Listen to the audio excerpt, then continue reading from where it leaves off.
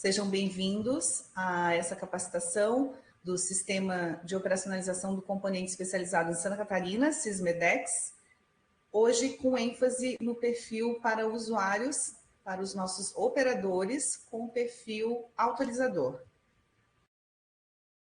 Eu me chamo Andréia Borges, sou farmacêutica da Diretoria de Assistência Farmacêutica aqui de Santa Catarina. Atualmente eu coordeno o núcleo de programa de operacionalização do componente especializado e também de programações do Ministério da Saúde. O nosso núcleo está vinculado à gerência de administração da assistência farmacêutica, a GEAF, e a gerente de administração é a Maeli Boiler. A nossa equipe é formada pela Daniela Tartari, que também é farmacêutica, pela Nara Rocha, farmacêutica, e pelo analista de sistemas, Rafael dos Santos. Hoje, então, nós vamos dar ênfase para o perfil de autorizador que os operadores do SISMEDEX têm para movimentar, para operacionalizar o componente especializado em Santa Catarina. Para a gente começar essa capacitação, a gente precisa lembrar quais são os marcos legais do componente especializado da assistência farmacêutica, que chamamos de CEAF. Então, nós temos a Portaria de Consolidação número 2 e número 6, que são os marcos regulatórios atualmente, que tratam, então, das regras de financiamento, de execução de todo o componente especializado da assistência farmacêutica. Então, todo o regramento teórico que trata dessa execução está disponível nessas duas portarias de consolidação. Mais recentemente, nós tivemos a Portaria 13 de 2020, que fez uma alteração, que traz uma alteração importante na Portaria de Consolidação número 2, referente às vigências, ao número de vigências dos LMEs, que passaram de 3 para 6. Então, como que a gente operacionaliza o componente especializado aqui em Santa Catarina? Nós usamos o sistema informatizado de gerenciamento e acompanhamento dos medicamentos do componente de medicamentos de dispensação excepcional. O nome é longo, mas a gente conhece ele por SISMEDEX. Então, essa primeira tela que a gente tem disponível para acesso a ele é essa que está aqui nesse slide, né? Essa é a carinha do SISMEDEX. Então, quem é o SISMEDEX? Ele é o sistema informatizado que gerencia e operacionaliza o CEAF aqui em Santa Catarina. E ele nos possibilita acompanhar desde o momento em que a gente faz o cadastro dos pacientes, que a gente faz a solicitação do medicamento para o paciente, lá nas nossas unidades de assistência farmacêutica, passando pela avaliação e autorização central da DIAF, também pela regulação exercida pelas regionais no nosso sistema de descentralização, volta para as unidades para fazer dispensação ao paciente e também as renovações de continuidade. Então, ela é um sistema que nos proporciona o acompanhamento do começo ao fim do caminho, aí da jornada do medicamento até o paciente. Esse é o endereço eletrônico do SISMEDEX, www.sismedex.saude.sc.gov.br. E ele deve ser aberto no navegador Firefox. Ele, quando aberto em outro navegador, ele acaba desconfigurando, acaba apresentando alguns erros de configuração. Então, como que vai ser feita a solicitação do perfil autorizador para o novo profissional farmacêutico das unidades? Então, vai ser feita a solicitação por e-mail para o núcleo do SISMEDEX, com preenchimento digital de toda a documentação e também encaminhamento do e-mail institucional da sua unidade, da unidade à qual o farmacêutico e o profissional está vinculado. O que precisa ser encaminhado para a gente, então? Precisa do termo de responsabilidade, confidencialidade e sigilo para acesso ao sistema, que é um documento que traz hoje, além de um termo de responsabilidade, que é o que nós tínhamos anteriormente, traz também a previsão de confidencialidade e sigilo das informações do paciente prevista nas leis de LGPD, Então, de proteção geral de dados. Então, esses documentos do SISMEDEX foram todos atualizados, todos os formulários, estão disponíveis na nossa página. Mais para frente a gente vai falar disso com um pouquinho mais de ênfase. E hoje nós temos, então, esse termo que é um documento novo, Ele foi modificado a partir do termo de responsabilidade que nós tínhamos anteriormente, ele foi melhorado, foi ampliado para contemplar também as questões de confidencialidade. Precisamos também de uma declaração de capacitação para o perfil autorizador. Então, essa capacitação ela pode ser feita pelo farmacêutico das regionais, pode ser feito pelo farmacêutico também das Uniafans, né? Caso já tenha um farmacêutico mais experiente, que já esteja acostumado, ele pode estar capacitando os outros funcionários que vão trabalhar, né, com o perfil autorizador, os outros farmacêuticos. Então, essa declaração pode ser feita por qualquer desses dois profissionais, né? E ainda também essa capacitação que a gente está dando hoje, ela também, obviamente, tem essa validade, né? Então, já aviso de antemão, aqueles que precisarem de declaração, seja de capacitação ou seja de participação, só nos encaminhem por e-mail certinho o nome de vocês, o CRF de vocês também, para a gente buscar nos bancos de dados e fazer a declaração para vocês, ok? Todos os documentos, então, devem ser preenchidos digitalmente. Documentos preenchidos manualmente sempre podem gerar algum confundimento, sempre podem trazer alguma dificuldade de entendimento na hora de fazer os cadastros aqui no sistema. E o perfil autorizador é liberado somente após a capacitação. Por quê? Porque o autorizador ele vai assumir o compromisso de estar sempre capacitado para exercer essa função e que também ele está ciente das implicações, né, da confidencialidade e sigilo das informações às quais ele vai ter acesso. Então, via de regra, nós temos lá o farmacêutico com perfil gestor, né, que é aquele perfil em que nós trabalhamos dentro da nossa unidade, onde nós vamos fazer o cadastro do nosso paciente, a dispensação dentro da nossa unidade. E aí, quando nós nos tornamos autorizadores, nós passamos a ter também um perfil autorizador. Esse perfil autorizador, ele é executado dentro da diretoria de assistência farmacêutica, então você vai ter um outro login, uma outra senha, que você vai acessar, então, a funcionalidade de autorização, de autorizador, dentro da própria diretoria de assistência farmacêutica. Quais são as abinhas, né, que vão estar disponíveis ali para você como autorizador? Então, no atendimento, você vai ter a possibilidade de emitir as segundas vias e também acesso aos documentos de monitoramento. Esses documentos ainda não estão 100% atualizados e padronizados, mas o item segunda via é bastante importante, porque ali você vai conseguir tirar a segunda via do protocolo de atendimento, da avaliação técnica, da autorização e da devolução. Nesse caso, aqui dentro desse item segunda via, é o único lugar que você vai conseguir visualizar as razões de devolução. Quando a gente precisa imprimir, né, o laudo de devolução para entregar para o paciente, para ele poder levar para o médico para fazer as correções, então é dentro de segunda via que você vai conseguir tirar esse laudo, né, a cópia do laudo. Temos também as consultas. Ali você vai poder consultar o usuário LME, fazer consultas de usuário de dispensação, documentos e exames e imprimir solicitação. A novidade, então, é a aba autorização, que é a aba onde a gente efetivamente vai executar o ato de autorizar. E ainda na aba gerencial vão estar disponíveis os relatórios LMEs em autorização, LMEs autorizadas e LMEs avaliadas.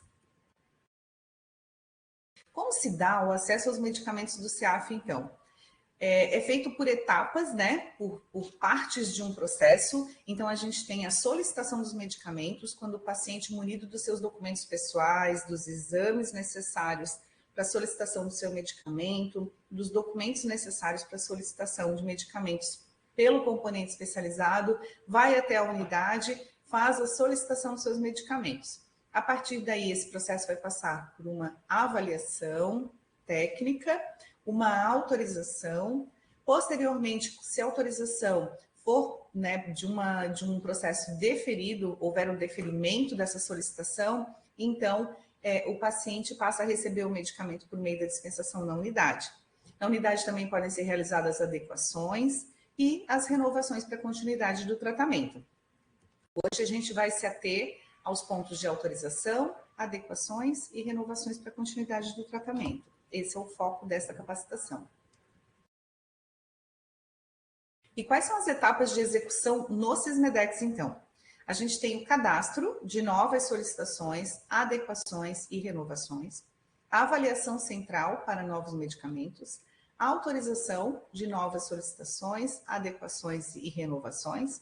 Temos a dispensação, que é realizada somente de LMEs deferidos e com vigência, realizado nas UAFs. E temos também a renovação. Após 6 competências, o LME deverá ser renovado e autorizado. Hoje também vamos nos focar na parte de autorização. Então, o que são as adequações, né? As adequações, elas podem ser realizadas a qualquer momento da solicitação. São realizadas no caso de aumento de posologia e ou troca de medicamento para uma mesma patologia. As documentações padrão exigidas são LME, receita e ou a notificação de receita e os demais exames e documentos seguindo cada um dos protocolos clínicos e diretrizes terapêuticas do Ministério da Saúde. Para a troca de CID-10, não é realizado por adequação. Então, é necessário se encerrar essa solicitação e cadastrar novamente. Então, sempre na troca de CID, não é possível executar a adequação. As renovações, elas acontecem a cada 6 meses, né? A partir da publicação da portaria 13 de 2020, nós tivemos a extensão da vigência de 3 para 6 meses, né? Hoje o paciente consegue retirar os seus medicamentos 6 meses consecutivos com um mesmo LME.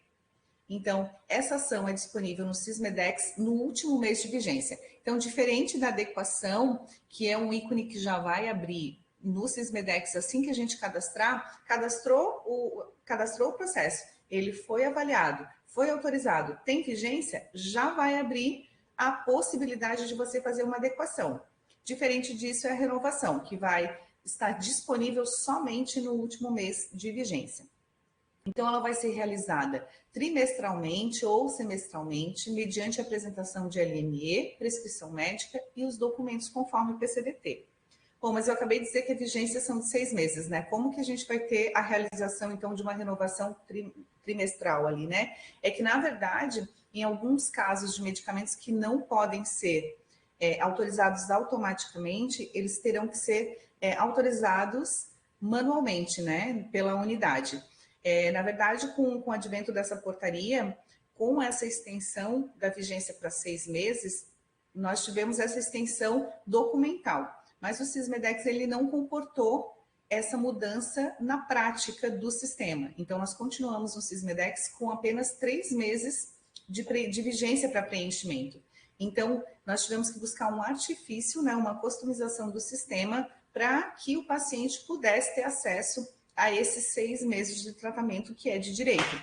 Dessa forma, então, juntamente com a diretoria de informática da SES, nós conseguimos criar um artifício que é a autorização automática, onde do 3º para o 4º mês, os LMEs são autorizados automaticamente para determinados medicamentos. Alguns medicamentos que têm um perfil posológico um pouco mais complicado, um pouco mais diferenciado, acabam não tendo essa possibilidade. Então, a autorização acaba sendo realizada na unidade manualmente. Nós vamos falar disso um pouquinho mais para frente, vamos falar melhor. Então, os aumentos de posologia e as trocas de medicação para uma mesma patologia poderão ser realizados também na renovação. Qual é a documentação, então, para as renovações? LME, receita, ou notificação de receita e depois exames ou documentos segundo o PCDT. As trocas de medicamento, aumentos posológicos, as adequações necessárias de serem realizadas na solicitação de um paciente, sempre que ele apresenta a documentação no último mês de vigência, é interessante a gente verificar com o paciente se seria possível fazer essa adequação já na renovação, porque assim a gente poupa um LME do paciente. Vocês sabem que quando a gente faz uma adequação para aumento de posologia, para troca de medicamento, a gente usa um LME para fazer aquela autorização daquela adequação. E dessa forma, a gente precisaria de outra LME para renovar logo no mês seguinte. Então, sempre que a gente puder deixar para realizar, né, dispensar naquele mês o que ele ainda está utilizando, claro, se houver possibilidade, né, e deixar para fazer a renovação posterior à dispensação e ainda Só na renovação melhora muito, porque daí a gente consegue poupar esse LME para mais 6 competências. Então, as autorizações, onde que estão descritas? Né? Na portaria de consolidação número 2, como eu disse para vocês, nessas duas portarias de consolidação, número 2 e 6, estão dispostos todo o regramento teórico e legal para a execução do CEAF. Então, a autorização, segundo a portaria de consolidação número 2, corresponde ao parecer de caráter administrativo que aprova ou não o procedimento referente à solicitação ou renovação da continuidade do tratamento previamente avaliado. A autorização será efetivada somente após o deferimento da avaliação. A solicitação tem sua vigência definida na autorização e é na autorização também que ocorre a geração de APAC. Daqui um pouquinho a gente vai falar um pouquinho mais sobre a APAC, mas é importante que vocês saibam que no momento da autorização a gente vai ter a definição da vigência, da validade daquele LME, né, de que data eu começo a dispensação do meu paciente, que data eu termino, e também é nesse momento que a gente tem a autorização da APAC. E sem autorização não é permitido realizar a dispensação. Então, se ainda está pendente de autorização, tem que buscar entender o que ocorreu para daí depois, sim, a partir da autorização, realizar a dispensação.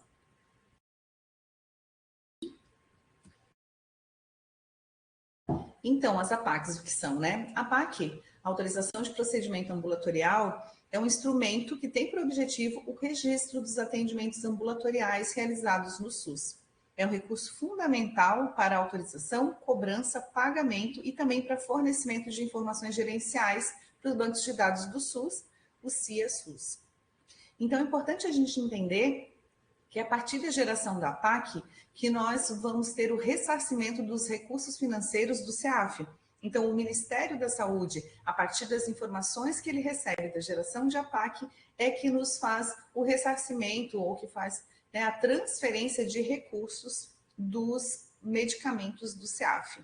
E o pagamento dessas APACs só ocorre com a dispensação do medicamento. Então, existe a geração da APAC no momento da autorização e a execução da APAC no momento da dispensação. Então, quando o medicamento for dispensado, essa APAC efetivamente estará sendo executada.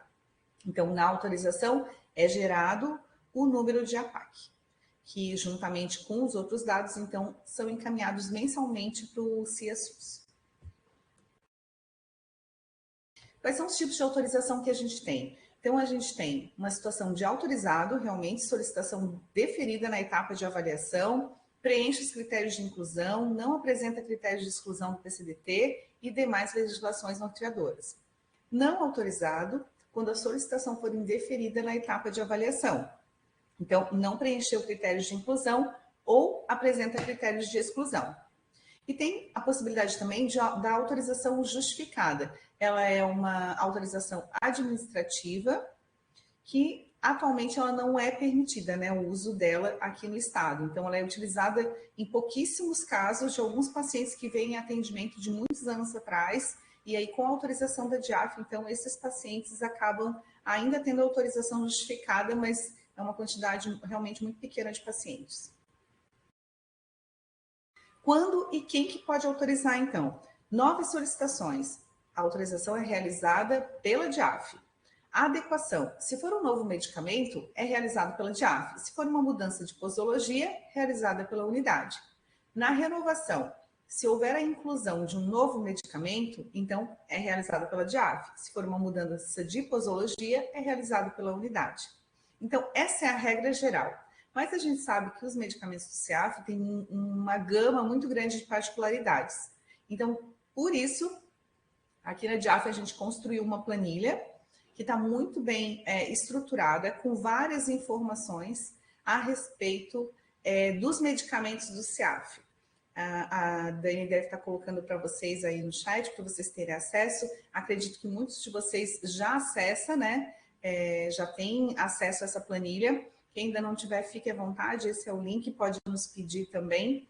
Ela é uma planilha virtual, que ela é de um drive que é compartilhado. Então, Por que isso, né? Por que ela não está na página? Porque ela é uma planilha dinâmica, que a gente atualiza todo o tempo, ela está sempre sendo atualizada. Então, todos que têm acesso pelo link conseguem visualizar as informações ali, mas não conseguem fazer nenhum tipo de alteração. Então, se porventura vocês verificarem algum erro, alguma linha que esteja oculta, um erro de formatação que está tornando incompreensível o texto, por favor, nos avise, né? Que a gente quer manter sempre essa planilha muito bem estruturada e atualizada, porque ela realmente foi construída assim com bastante cuidado para fornecer o máximo de informações possíveis, principalmente quando a gente tem essas dúvidas, né, de quem autoriza, de quem pode autorizar, quem não pode autorizar, se é autorização central. Então, realmente é uma ferramenta bem interessante para vocês terem acesso. Então, o que não pode ser autorizado nas UAFs, então, nas unidades de assistência farmacêutica? Medicamentos novos. O Sismedex, ele sinaliza com um círculo verde escrito novo do lado desse medicamento. Então, ele não pode ser autorizado pelas unidades. Ele é um medicamento que precisa passar por avaliação central. Pacientes de outras unidades. Então, eventualmente, né, pega ali o seu paciente, ele está cadastrado em alguma outra unidade também, não pode autorizar, só os que são da sua competência, da sua unidade de assistência farmacêutica. E alguns medicamentos com autorização não permitida para as UAFs, e daí é que entra de novo a consulta à planilha. Sempre na dúvida, buscar a informação da planilha para ver se eu posso autorizar na unidade, se eu não posso, se eu preciso encaminhar para avaliação central, ou autorização central no caso. E o que acontece, né? Infelizmente, quando os nossos operadores do Sismedex realizam autorizações não permitidas, então o acesso será bloqueado até que a gente receba uma justificativa dessa ação e, se houver reincidência, então o operador vai perder o perfil de autorizador. Então, tome bastante cuidado para autorizar realmente somente aquilo que está liberado para o seu perfil, né? E como é que a gente operacionaliza, então, a autorização no Sismedex?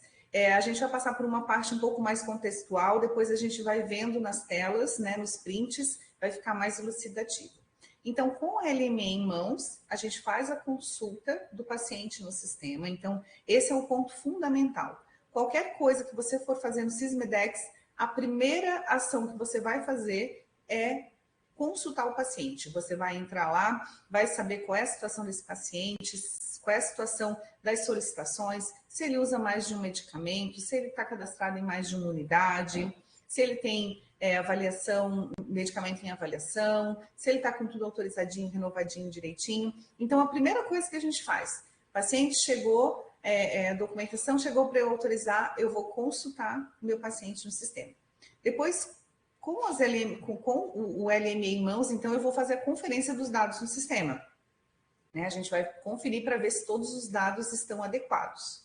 E aí, para avaliar a necessidade de alterar a vigência, a gente vai sempre verificar o campo período de validade. Daqui a pouquinho a gente já vai falar mais sobre a alteração de vigência. Então, nós vamos passar para a ação de autorizar, vamos imprimir o laudo de autorização, assinar, carimbar e anexar o processo do paciente. Observações. O que a gente tem que observar quando a gente está lá para autorizar a nossa solicitação? A validade do LME é de 90 dias, então tomem cuidado, sempre observem qual é a data que está grafada ali no LME. Se houver algum erro de digitação, é só clicar na figura do lápis e corrigir. Por exemplo, vamos dizer que a quantidade a ser cadastrada eram 30 comprimidos e foi digitado 300. Então, dá para corrigir no lapisinho.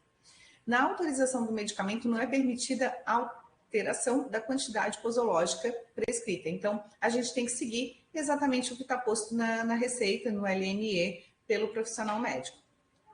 Caso ocorra algum erro na autorização, então deve ser solicitado ao núcleo do Sismedex, por e-mail, com justificativa, a verificação e, se couber, a correção e ainda as orientações a respeito de como proceder nesses casos. Então, vamos lá, autorizando na prática, como é que a gente vai fazer? Então, a gente vai começar consultando esse paciente na aba Consulta, usuário LME, você vai entrar lá com um dos dados do paciente e você vai ter acesso ao número de LMEs do paciente, ao protocolo de atendimento, você vai verificar se ele está realmente cadastrado na sua unidade, quais medicamentos esse paciente está usando, a vigência desses medicamentos e ainda a situação de cada um desses LMEs, dessas solicitações. Então, você vai olhar ali se ele está deferido, se ele está em avaliação central, se ele está aguardando a autorização de uma adequação, se ele foi encerrado, você consegue acompanhar por aqui. Outro modo de você fazer consulta é direto no cadastro. Então, você vai atendimento, cadastro, usuário LME, onde a gente executa todos os tipos de cadastro, né? Seja do paciente novo, seja de adequação, seja de renovação. E aí você vai ter, além daquelas informações que eu já falei, você vai conseguir saber também quais ações que estão abertas no sistema. Então, aqui a gente pode verificar que esse paciente tem LMEs somente em adequação e ele tem uma LME também em adequação, renovação. Lembra como eu falei anteriormente? A adequação, a partir do momento que o processo é autorizado, recebe a vigência, ele já passa a ter a ação de adequação. A renovação não, a renovação ele só vai ter no último mês de vigência.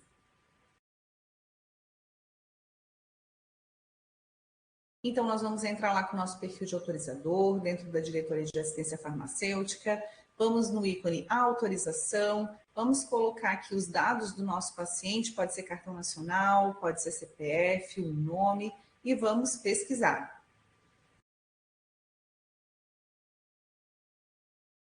Então, vai aparecer para a gente todas as informações necessárias, o medicamento, o quantitativo que está sendo solicitado, o parecer da avaliação técnica, e aí a gente vai também passar, então, para a autorização realmente, né, propriamente dita. Então, nós vamos vir no ícone, registrar autorização. Próxima tela que nós vamos ter é para fazer o registro, então, da nossa autorização. Nós vamos no ícone autorizado, vamos autorizar ali do lado e validar. A próxima tela que aparece para a gente, como a gente tinha conversado, é a tela onde nós vamos preencher a vigência, o período de validade dessa solicitação. Após nós registrarmos aqui o período de vigência, nós vamos gravar e imprimir a autorização e está feito. O que acontece? Por que a gente precisa mexer no período de validade, né, na vigência do paciente? O Sysmedex, via de regra, para medicamentos novos, ele já coloca uma validade para o mês posterior. Nas renovações e autorizações, também já aparece ali a data para aquele início de vigência. Mas, eventualmente, quando o medicamento tem uma posologia um pouco mais complicada, essa vigência ela precisa ser alterada por nós em algumas situações. Já vamos ver também um exemplo disso. Então, gravei, botei minha vigência, defini a minha vigência, vou gravar e imprimir a minha autorização. Importante lembrar que a vigência deve ser preenchida em conformidade com os campos que estão sendo preenchidos na quantidade. Se eu preencho só o mês 1, a minha vigência tem que ser compatível dentro de 30 dias. Se eu preencho o mês 2, 1 e 2, então a minha vigência tem que ser compatível para 60 dias. Se estiverem diferentes, o sistema vai acusar, vai flagar, vai dar um aviso aqui em cima, né, na tela, e vocês não vão conseguir finalizar a autorização de vocês até ajustarem o período de vigência com o tempo de preenchimento aqui nas quantidades, 1 mês, 2 meses ou os 3 meses. Então, após a nossa autorização, a gente vai ter a emissão do laudo. Então, essa aqui é a carinha do nosso laudo de autorização. Vendo ele mais de perto, a gente percebe que na parte de cima dele a gente vai ter as informações do paciente, a data de emissão, o medicamento que foi autorizado, o quantitativo e a situação dele, né? Autorizado. Na parte de baixo, a gente vai ter a data da autorização, os dados do operador autorizador, então vai aparecer o nome, o cartão nacional, a vigência do paciente também aparece aqui, o período de validade. E aí nós podemos, então, o número de APAC também. Então, aqui nós vamos imprimir, assinar, carimbar e anexar o processo do paciente. Falando da vigência, então, do LME, é o período de validade, né, que vai ser definido na autorização. Então, para novas solicitações, o início sempre vai ser no mês seguinte da data de autorização, com a possibilidade de mudanças na hora de autorizar. Na adequação, não altera a vigência do LME. Então, a gente precisa entender que a adequação é uma ação que está sendo feita dentro de uma ação pré-aprovada. Então, estou tentando modificar uma coisa que já foi autorizada, né? Uma solicitação que já foi autorizada. Então, ela não altera a vigência do LME. Na renovação, se for novo medicamento, inicia no mês seguinte da data de autorização. Se não houver nenhuma alteração e o LME estiver dentro da vigência, inicia no mês seguinte da data de autorização. Se for sem alteração e o LME após o término da vigência, inicia na data da autorização. A alteração de vigência posteriormente, né, na verdade, anteriormente, a portaria que alterou, então, as vigências do LME de 3 para 6, ela era uma ação que era possível de ser realizada nas próprias unidades. Porém, como a gente teve que customizar o sistema, tivemos que desenvolver todo um processo de autorização automática para que o paciente pudesse efetivamente receber os 6 meses de vigência, essa possibilidade de alterar a vigência nas unidades, ela passou a não ser compatível com essa customização. Então, hoje, as unidades não podem alterar a vigência. Essa alteração é feita somente pela DIAF, somente aqui pelo núcleo. Então, quando que a gente pode alterar a vigência do LME? Só é possível alterar em LMEs que não sofreram nenhuma alteração, se ela tiver sofrido qualquer tipo de adequação novamente, ou ainda uma dispensação, nós não conseguimos mais alterar.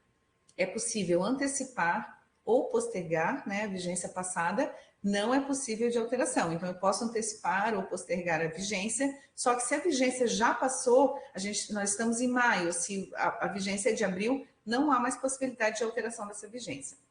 Solicitações de alteração de vigência devem ser enviadas por e-mail para a DIAF para análise e execução, conforme a figura abaixo. Então, nós temos aqui uma linha de trabalho, né? Vocês sabem que nós damos suporte do Sismedex para os 395 municípios do estado, sendo que alguns municípios ainda têm mais do que uma farmácia do CEAF. Então, nós temos uma fila de trabalho.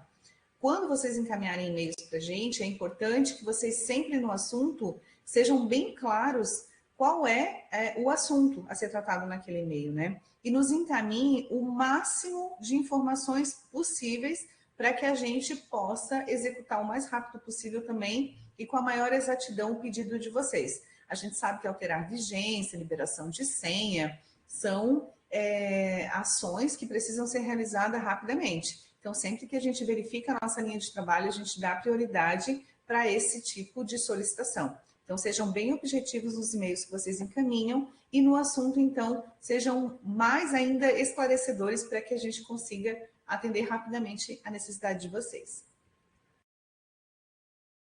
Autorização automática. Então, a partir da portaria 13 de 2020, como eu já falei, nós tivemos que customizar o sistema para que a gente pudesse atender a essa questão da extensão da terceira de 3 para 6 competências do LME. Então, a autorização automática foi esse artifício desenvolvido. Ela vai ocorrer do terceiro para o quarto mês de vigência e segue algumas regras pré-definidas. Então, a regra geral, o medicamento que possui quantitativo na primeira, segunda e terceira competência e está na situação deferida, terá autorização automática executada no mês da segunda competência, utilizando o quantitativo da terceira competência. Então, sempre será realizado no segundo mês com o quantitativo da terceira competência, gerando o mês 4, o mês 5 e o mês 6. Nós temos no site uma lista de medicamentos com as suas regras de autorização automática. É uma planilha que está sempre sendo atualizada também. Qualquer alteração vai estar sinalizada lá. Então, frequentemente é importante que vocês estejam usando a do site. A gente sabe que, eventualmente, essa planilha é baixada, deixa no computador, é mais prático, só que como a gente está sempre atualizando, o interessante é consultar mesmo na página. e ajuda bastante para a gente saber quais são os medicamentos que vão passar pela autorização automática e quais medicamentos não passarão pela renovação automática, em função da sua posologia, em função das suas características mesmo.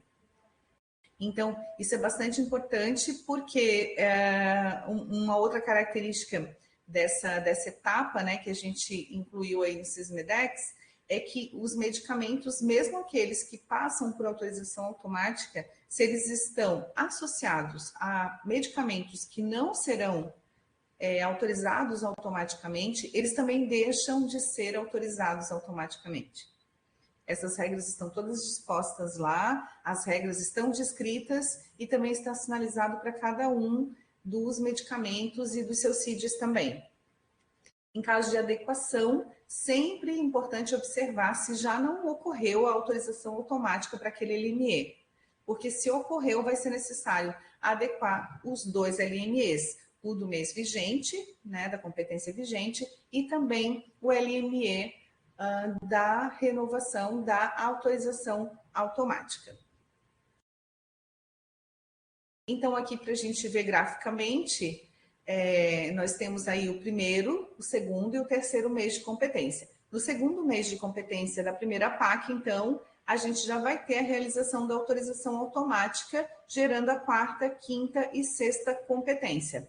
Da quinta para a sexta, então, será necessária uma renovação na unidade com LME e receita. A partir do final dessa sexta competência, o paciente terá mais 180 dias para renovar a sua solicitação. Caso não seja renovado, então vai ocorrer a exclusão do LME.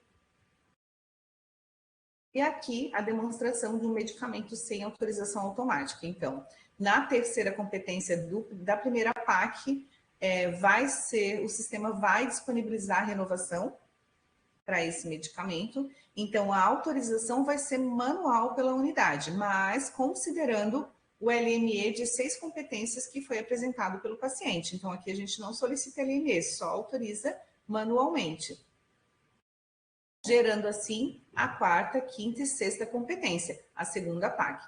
No final desse período, a gente vai ter uma renovação manual pela unidade, aí sim com LME e receita. Da mesma forma, 180 dias posteriores, né, após o final da vigência, para renovar o LME. Se não renovar nesse período, daí sim será excluído.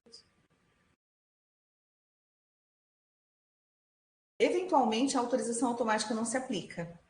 Então, os medicamentos que não têm autorização automática, eles devem ser autorizados manualmente nas unidades na terceira competência, considerando o LME de 6 competências que já foi apresentado pelo paciente, então, para gerar o quarto, o sexto e o quarto, o quinto e o sexto mês, né, de dispensação do paciente.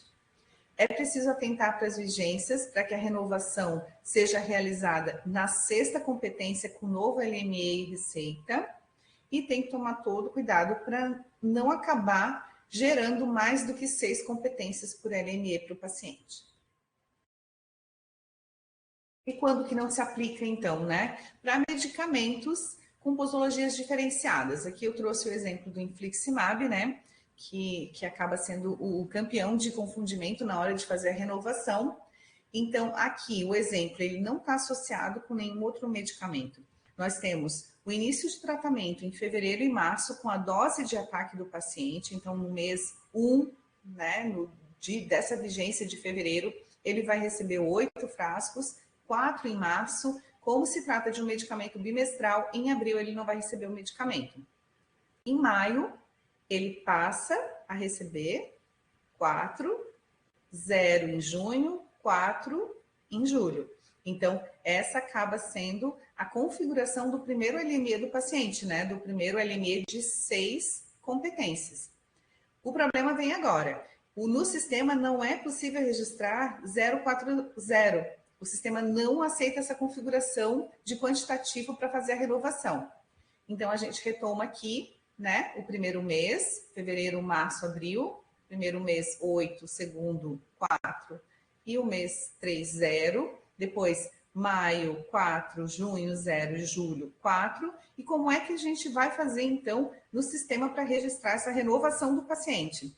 Então, nós vamos renovar 404 e vamos alterar a vigência. Esse é um caso em que a gente precisa estar atento para alterar a vigência. Se ele é um medicamento bimestral, em julho o paciente retirou. A agosto ele não retira. Então, setembro ele vai retirar. Então, nós ficamos com setembro, outubro e novembro. Da mesma forma, da próxima vez que a gente for fazer a autorização manual, a gente vai precisar novamente ajustar. Vamos fazer outro ajuste de vigência, porque dezembro é o mês que nós não vamos retirar. O paciente não vai retirar a medicação, só em janeiro. E aí, no sistema, nós vamos colocar 400. Dessa forma aqui, nós garantimos que o paciente vai receber o medicamento da forma, no intervalo, né, na periodicidade correta, e a gente não corre o risco de acabar excedendo as 6 competências às quais ele tem direito.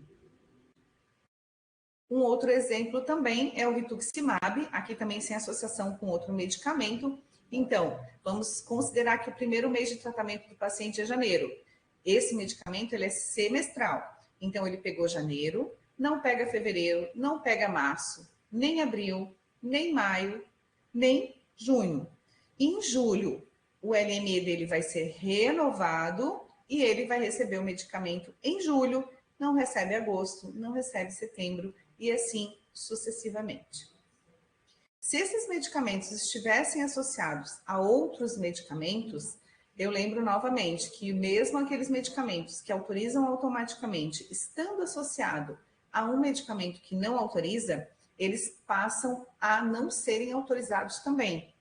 Então, tem que tomar bastante cuidado que a autorização é do pacote todo, né?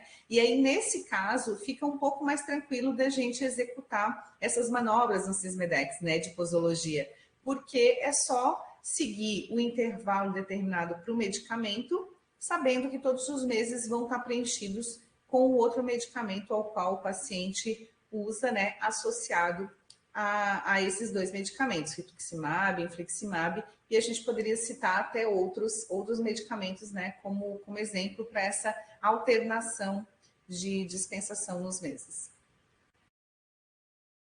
Então, essa é a lista de regras que está disponível lá no site, onde você vai encontrar o medicamento, os CIDs e também as regras de autorização automática do LME.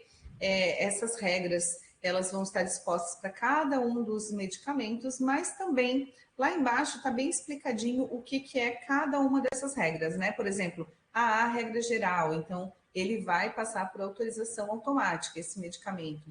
Não autoriza automaticamente, então o medicamento não vai passar por autorização.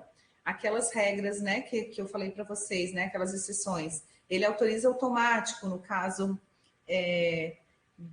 de algum medicamento que autoriza automático, porém, quando está associado a um outro medicamento que não autoriza, ele também não autoriza. Então, todas as regras estão expostas lá. Se vocês tiverem dúvidas a respeito, é só nos encaminhar que a gente vai tentar esclarecer com vocês o melhor possível. E os relatórios, então, do perfil autorizador, como eu falei para vocês, o acesso é aos relatórios LMEs em avaliação central, em autorização e LMEs autorizados. E gerencial, LMEs em autorização, e aí nós vamos acompanhar aqui, esse é o relatório que você vai conseguir gerar. Aqui alguns dados foram suprimidos, né, em função da proteção geral de dados, mas nós temos aqui o nome da Uniafam, vamos ter o nome dos pacientes, vamos ter os protocolos de atendimento, também o tipo de autorização, né, a autorização de que tipo, os medicamentos e a data de envio desses processos também. Muito importante para acompanhamento, né, para eu ter ideia de como é que está o número de autorizações da minha unidade, para as regionais também acompanharem as autorizações das suas UNICEFs vinculadas. Então, é um relatório bastante interessante de ser acompanhado, né, de ser retirado e acompanhado. Bom, algumas considerações finais, então. Guias de transferência. Então, é muito importante que vocês acompanhem as guias de transferência de vocês. Confirmem as guias recebidas, acompanhem as suas guias que foram enviadas. Vocês sabem que os medicamentos, né, que são transferidos pelas guias, eles precisam ser confirmados para dar saída do seu estoque, para dar a entrada no estoque do destino, da unidade de destino. Fiquem atentos às suas guias em digitação, né, as não confirmadas. Então, sempre acostumem-se a pelo menos uma vez por mês dar uma olhadinha como é que está a situação dessas guias de transferências da sua unidade. Encerramentos. Então, evitar encerrar os processos. Só encerrem na certeza do que vocês estão fazendo. Se vocês tiverem dúvida, nos perguntem, nos comuniquem, que a gente vai dar as devidas orientações. O encerramento por óbito, ele é bastante crítico, vocês sabem disso, né? Então, ele deve ser realizado somente com certidão de óbito ou com confirmação da DIAF. Por exemplo, o paciente faleceu, mas o familiar nunca mais levou o certidão de óbito. Eu tenho certeza que esse paciente faleceu, né? Ele é meu vizinho, eu sei que ele faleceu. Então, vocês podem encaminhar nome, CPF para a gente fazer a confirmação desse óbito, tá bom? E aí, após a confirmação, vocês podem estar fazendo o encerramento do processo dele por óbito. Ajustes de estoque. Então, lembrando que as Uniciaf sempre enviam por e-mail para as regionais que encaminham para a DIAF, e o assunto do e-mail, ajustes de estoque. Sempre o mais completo possível, né? Com o maior número de informações, os e-mails que vocês encaminham para a gente, e sempre com a identificação do solicitante. Eventualmente, a gente quer fazer um contato telefônico, a gente quer entender melhor a solicitação de vocês, e muitas vezes o e-mail não está identificado, a gente não sabe com quem falar, tá bom? Então, se identifiquem. Uma coisa muito importante é que, se a unidade de vocês ainda não tem um e-mail institucional, providencie. Cada vez menos a gente consegue atender e trabalhar com e-mails pessoais, porque é mais seguro, né? Nós temos a Lei de Proteção de Dados, que nos obriga a tomar cuidado com a divulgação de dados, divulgação de senhas. Então, cada vez mais importante que vocês se acostumem, que vocês façam, né, um e-mail institucional e se acostumem a trabalhar somente com o e-mail na unidade. Assim, todo mundo consegue abrir, todo mundo consegue acompanhar o que está acontecendo, nenhuma informação se perde. E não esqueçam de que sempre que vocês atualizarem os contatos de vocês, vocês devem encaminhar para a gente, porque, via de regra, né, os nossos contatos são por e-mail, então é muito importante que o e-mail, o telefone, esteja sempre bem atualizado. Então, a novidade da capacitação é que todos os formulários e demais documentos do Sismedex agora estão disponíveis na página da DIAF, né, no endereço eletrônico da SES. Então, vocês vão acessar a página da SES, profissionais de saúde, assistência farmacêutica, e lá vocês vão encontrar agora uma pastinha que é do núcleo do sistema de gerenciamento do CIAF, do Sismedex. Então, lá dentro, todas as informações referentes ao Sismedex vão estar dispostas. Nesse momento, nós já temos lá os formulários para preenchimento eletrônico. Em breve, nós teremos também as capacitações, as apresentações que a gente tem realizado para vocês, perguntas e respostas, documentos importantes. Então, todos os documentos relativos ao sistema estarão dispostos nessa pastinha. Um recado que a gente precisa dar para vocês uma questão um pouco mais técnica, mas que é bastante importante para a gente poder evitar as devoluções de processos, é que atualmente são aceitas apenas assinaturas eletrônicas de documentos do CIAF, do ICP Brasil e do CRM. Tá certo? Então, documentos assinados por outras plataformas não estão sendo aceitas para a abertura de processo do CIAF, para a solicitação de medicamentos do componente especializado. Essa semana também nós tivemos a publicação da nota informativa 4 de 2023, que trata da questão da autodeclaração da raça, cor e etnia, que agora é uma obrigação que o Ministério nos impôs, né? É uma solicitação de que todos os pacientes estejam com a sua autodeclaração, com a informação de raça, cor e etnia em dia nos seus documentos, nas suas plataformas, né, do Ministério. Então, o LME físico estará até setembro de 2023 sendo aceito ainda a versão antiga, também a nova, né? Desde que contenha a informação raça, cor, etnia devidamente preenchido. No Sismedex, vocês sabem que foi designado um campo para preenchimento dessas informações. Então, novas solicitações, adequações e renovações devem ter os seus dados preenchidos lá conforme a orientação da nota informativa 4 de 2023. No site já está disponível a planilha de raça, cor e etnia, que vai ser o guia que vocês vão usar para fazer o preenchimento desse campo alternativo que nós desenvolvemos que nós usamos, na verdade, no Sismedex, né? Esse campo não estava disponível, mas diante da extrema necessidade de fazer a coleta dessa informação, nós adaptamos um dos campos, então, do Sismedex para a gente fazer a coleta dessa informação e posteriormente disponibilizar para o Ministério da Saúde. Esses são os nossos contatos do núcleo, fiquem à vontade para fazer o contato por telefone, por e-mail. Os documentos, então, referentes ao Sismedex já estão dispostos lá na página. Visitem, usem. Se tiverem dúvidas, também estamos à disposição. Agradeço demais a participação de todos vocês. Espero que tenha sido bastante proveitoso. Qualquer dúvida, a gente vai recebendo os e-mails de vocês e vai também respondendo, vai dando retorno. Muito obrigada.